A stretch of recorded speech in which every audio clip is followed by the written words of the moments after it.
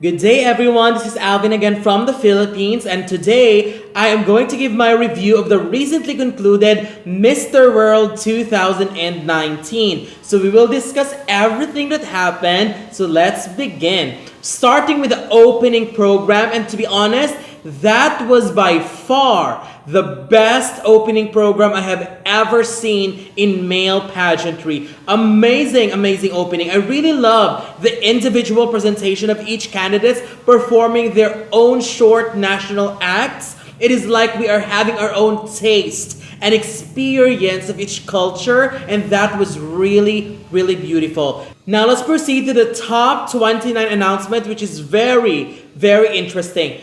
I am very happy that they started it with the top 29 because it would give a recognition to other candidates who also did well, because it's better rather than continuing and directly cutting it to the top 12, which is very, very brutal because there's actually many contenders this year. As what I have said before, there's really a lot of amazing, amazing men that are competing this year. So having a top 29 gives a special recognition to those who will not make it to the top 12 but still performed very, very well. So I love that idea of having a top 29. And again, as what I have said, even the top 29, it is still a brutal, brutal cut to some of the other favorites who did not made it in. One example, Canada. His story alone, being an autistic person, is strong enough to be at least included in the top 29, but I really don't know what happened. He speaks very, very smartly and very, very well, but I just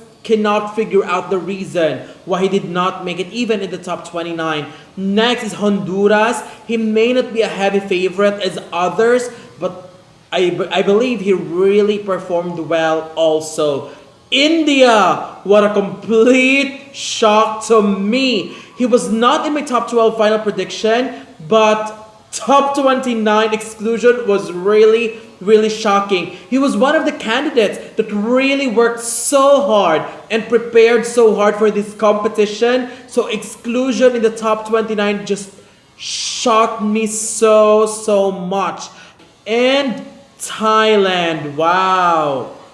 Another exclusion which really shocked me. I already am sure that he will not go as far as top 12, but in the top 29, it is still a question mark for me, because same as India, he is one of the candidates who really, really prepared for this competition. During the competition, he was everywhere. He was interviewed here, he was interviewed there, photo shoots here, photo shoots there. And during the pageant, many pageant forums and other followers of Mr. World even considered him as a possible contender for top 5, but no bueno for Thailand. So another shocking non-placement for me. So these are the men whom we expected so much. And also, before I forgot, Spain! Oh my goodness, one of my heartbreaks of the night. Yes, he was not part of the top he was not part of my top 5 in my final prediction, but his exclusion just proved that it is not really about the face alone. And oh my gosh, seriously, for Spain, not even in the top 29, he is the greatest shock of all, in my opinion. I mean, wow. I just could not imagine how these heavy, heavy favorites were left behind in the competition. So again, those are the shocking exclusions in the top 29, and expect to see more in the next cut. Now let's proceed to the top 12. So from the top 29, the top 12 are already taken from the top 29, which includes the 5 winners from the fast track events. For sports, we have South Africa. Extreme Challenge, we have Ireland. Talent, we have Tonga. Top model, we have Mexico. Multimedia, we have Nepal, which means 7 more men will complete the selection. And for the remaining spots, they did a continental selection, which is really okay with me. So for Americas and Caribbean, we have Brazil and Dominican Republic, whose placements are expected, did not shock me at all. For Europe, we have Austria, England, and Northern Ireland. Austria was not a surprise. He is one of the good ones this year, as what I mentioned in my leaderboard. He was not in my top 12, but I have mentioned that he will be a sure qualifier because he is one of the great contenders for this edition. England's placement was also expected, while for Northern Ireland, this one is a complete surprise, but I did not really mind seeing him in the top 12. Although, if you ask me, I could easily exchange him with someone else. I really did not see his placement coming at all. Now for Asia Pacific, we have Philippines and Lebanon. Both placements are expected as well. And it's just so sad to see that African contenders are waiting, but none of them did not make it through because South Africa was the only qualifier in the top 12. I wish they could have put at least one more. They could have at least given it to Kenya, whom I think did very, very well in the competition too. So I'd rather see Kenya in replacement to Northern Ireland. But that's just me. That's just my opinion. Now, when the top 5 was announced, the top 5 finalists were Brazil, Dominican Republic, England, Mexico, and South Africa. From all the other 7 candidates that did not make it through, my only heartbreak was Lebanon. But for the rest of them, the top 5 placement was really, really deserving. And if you go back to my final prediction, Dominican Republic, Mexico, and South Africa were all in my final 5. Brazil, I mentioned, could be a possible top 5 placer. And England, he was 10th in my final prediction, but I also mentioned that he could go as high as top 5 as well, depending on his performance in the finals. And as what I have said, everyone in the top 5 performed very well. I have no questions at all. It was a really, really good top 5. I am thrilled because I have no complaints, and these are all the men that really performed well all throughout the competition. And that's one thing that I really, really love, because these top 5 are not only the men who shine during the pageant night,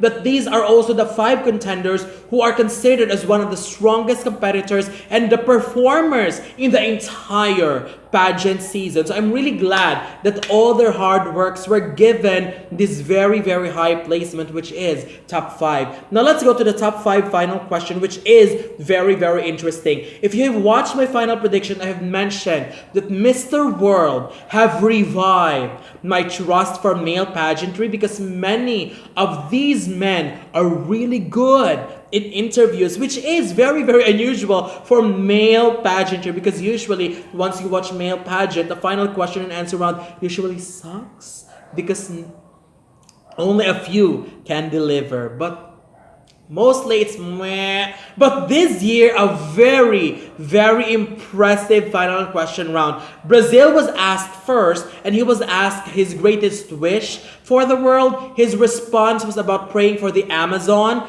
That was good, but he did not really expand on it even more. It actually left me hanging and wanting for more. So that's quite a deduction there if I was one of the judges. Dominican Republic was asked what he learned from the pageant. I think he gave a very, very beautiful answer. I am glad how he started it with what he learned from the pageant and talking about his advocacies as well. So that's a great segue from that question and from that answer as well. England was asked about the important message that the world needs to hear right now. After he answered the question, I am really happy, but at the same time sad. Prediction-wise, I have placed him 10th, but after that answer, I was sad because I know he is going to do very, very well after that response. That response and message was so realistic and was really good, and I am happy because that's what I have said. I don't care what happens to my prediction as long as they will prove their worth in the finals, and boy, England, he surely did. What I loved about his answer is that it's very, very realistic. If one person is going to talk to me and give me a message, his answer was the message that I wanted to hear. Because we need someone who will give us a message that will lift our spirits, a message that will convince us that we are special, that we are important, which is why to be honest, I really, really love England's answer because it's realistic, it's relatable, and it is necessary in our world today. So congratulations to England. You broke my prediction, but you did very well. Mexico, I did not get the question because of the live streaming, which I will not talk about because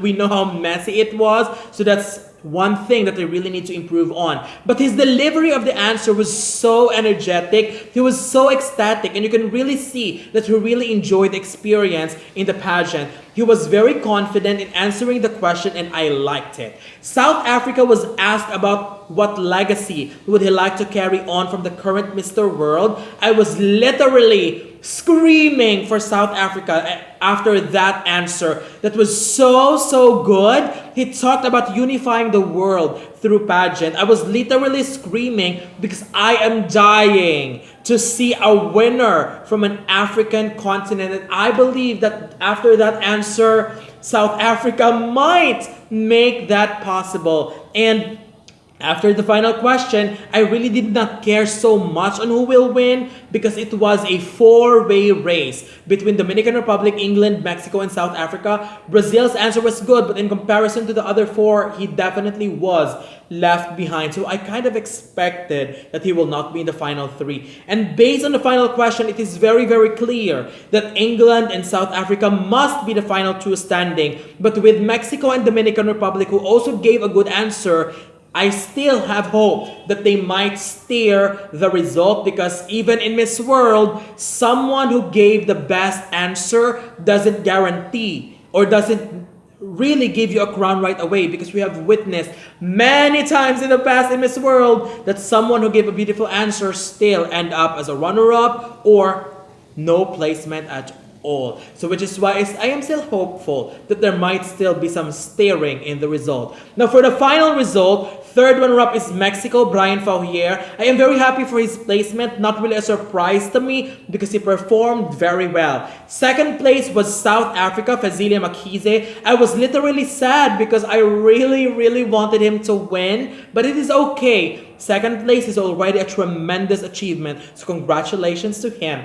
And before the winner was announced, I was still hopeful for my predicted winner, Dominican Republic, to pull a victory. But performance-wise and final question-wise, I really have to give that to England. And I was already expecting that England will be called as the winner after that answer, but I am not, I will be lying if I say that I am not expecting for Dominican Republic to be called as the winner. But when England was announced as Mr. World 2019, I was truly happy for him. He really did well tonight, and honestly, I did expect him to be in the top 5, but winning wasn't clear to me. But after this performance, there must be no complaints at all because he proved it tonight.